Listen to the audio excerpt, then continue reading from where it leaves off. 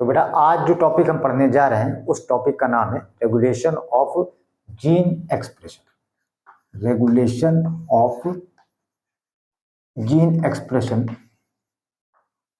अब हम लोग लगभग सभी चीजें पढ़ चुके हैं।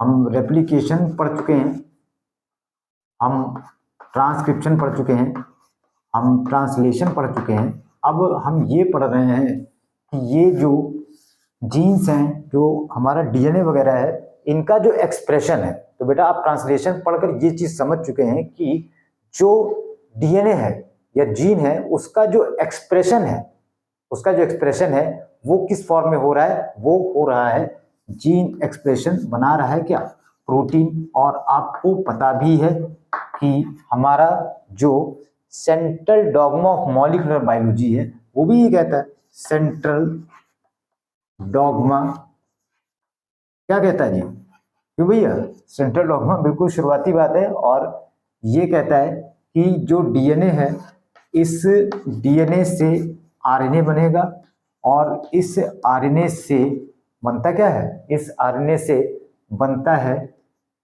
प्रोटीन। ठीक, तो लेवल्स आपको समझ में आ ही रहे हैं, ट्रांसक्रिप्शन पे होंगे, ट्रांसलेशन लेवल पे होंगे, उनको हम बताते हैं अभी। लेकिन उससे पहले हम एक चीज आपको क्लियर कर देना चाह रहे हैं, क्योंकि वो हमारा आगे का टॉपिक भी है, काम भी आएगा।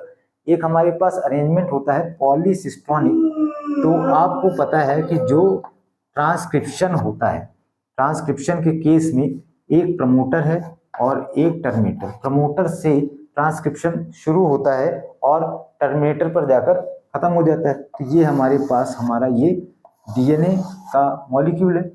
ठीक, ऐसा तो नहीं है कि आगे नहीं होगा, आगे भी होगा। ठीक भैया, तो ये हमारे पास डीएनए का मॉलिक्यूल है। तो ये हमारे पास जो सेल है, जिसका डीएनए है, जिसका प्रोमोटर है, जिसका टर्मिनेटर है, वो कौन सी सेल है, ये सेल हमने ले रखी है यहाँ पर, प्रोकैरियोटिक सेल, प्रोकैरियोटिक। ठीक, प्रोकैरियोटिक सेल। और इनमें जनरली इस तरह का अरेंजमेंट होता है कि कई कई जीन एक साथ लगे होते हैं कोई एक प्रोटीन को फॉर्म करने में। तो अब देखिए यहाँ पर आप, ये हमारे पास एक जीन कोई है, A1 है, A2 है, E3 है। तो अब इन जीनों ने, ये जो जीन्स हैं, हमने लिख दिया नाम इसका A1, A2, A3। अगर लैब उपराम बता रहे होते तो ZYA लिख देते, सही बात है। और फिर इनसे क्या होगा, वही चीज आरएनए बना और आरएनए से यहाँ पर ये स्पेसिफिक प्रोटीन बनेगी।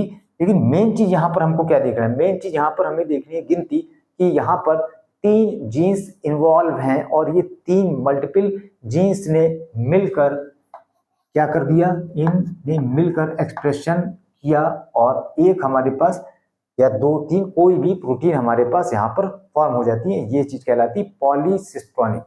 ठीक, अब आगे बढ़ते हैं हम, पॉलीसिस्टोनिक की बात हो गई।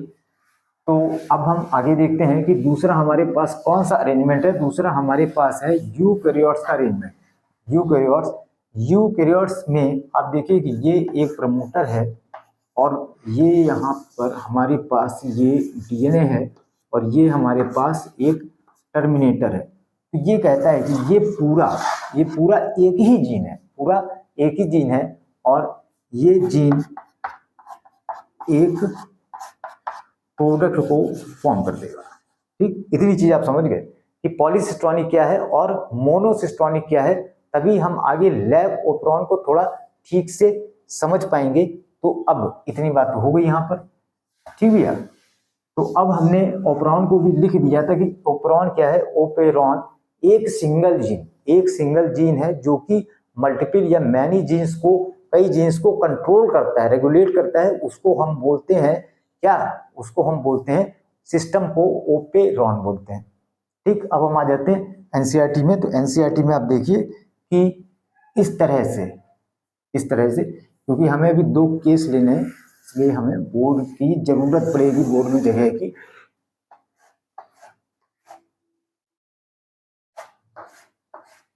ठीक, ऐसे लिखा है ना। तो बेटा ये देखो, ये क्या है, P और ZYA। ठीक, प्रमोटर वर्ड आप जानते हैं ऑपरेटर आप समझ गए हैं। ओपेरॉन क्या है? जब एक रेगुलेटर जीन कई स्ट्रक्चरल जीन को रेगुलेट करता है या कंट्रोल करता है, तब उस कंडीशन को हम बोलते हैं क्या? ओपेरॉन बोलते हैं। कंडीशन या ये सेगमेंट होता है, एक जीन सीक्वेंस होता है ओपेरॉन।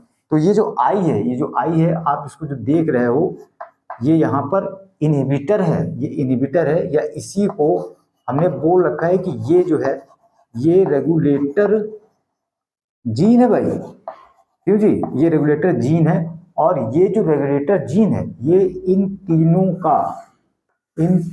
का एक्सप्रेशन कंट्रोल करती है। इन तीनों का एक्सप्रेशन कंट्रोल करती है। ये कहता है कि मैं दादा हूं, मैं बॉस हूं, मैं रेगुलेटर हूं, मैं चाहूंगा तो आपका प्रोडक्ट बनेगा, अगर मैं नहीं चाहूंगा तो आपका प्रोडक्ट नहीं बनेगा। तो पूछ रहे हैं लोग कैसे भैया, क्यों ऐसा क्या कर दिया इसने? कह रहा ठीक बता रहे हैं कि हमने ऐसा क्या किया है। बोला कि देखो ZYA जो तीनों में, एक है बीटा गैलेक्टोसाइडेज का, ठीक, दूसरा है परमिएज के लिए,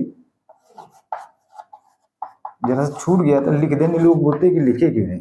फिर है परमिएज हम बता चुके हैं परमिएबिलिटी के लिए। तीसरा क्या है? Trans acetylase.